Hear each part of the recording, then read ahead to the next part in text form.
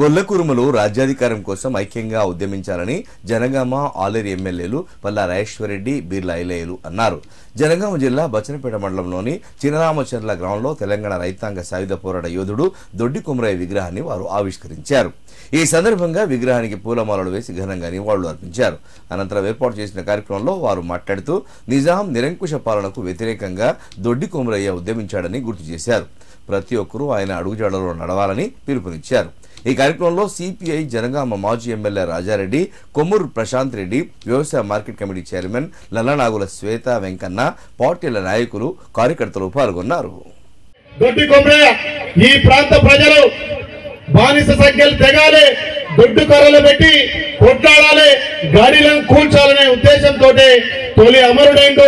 ఆ తొలి అమరంతో ఇవాళ ఉద్యమం ఉవ్వెత్తలేసి రెండో మలి దశ ఉద్యమానికి కూడా ఆయనే నాంది పలికిండు కాబట్టి, ఆయనే స్ఫూర్తి అయింది కాబట్టి ఆయనను పురికిపుచ్చుకొని ఆయన చరిత్ర ఇప్పుడే మా పెద్దలు చెప్పినట్టుగా పాఠశాలలో పాఠ్య పుస్తకాల్లో చేర్చాలి.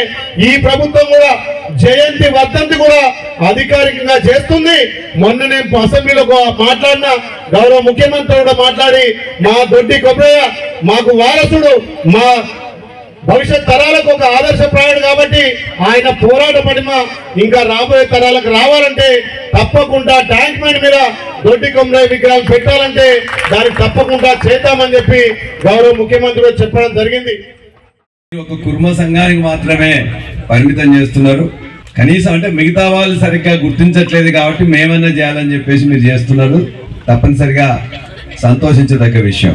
తెలంగాణ సాయుధ పోరాటం అనేది ప్రపంచంలోనే అత్యంత పెద్ద సాయుధ పోరాటం. 4000 మంది అమరులైంది. 4000 మంది అమరులో తొలి మొట్టమొదటి అమరవీరుడు దొడ్డి కొమరయ్య గారు.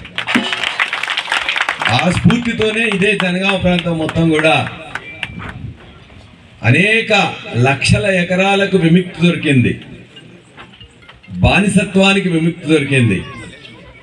అయ్యా బాంచన్ కాల్ముక్త దొరాన దగ్గర నుంచి వెళ్ళి మొత్తం ఆ బానిసత్వాన్ని పోగొట్టడానికి ఆ ఒక ప్రేరణ స్ఫూర్తి కలిగించిన ఉద్యమం తెలంగాణ సాయుధ పోరాటం.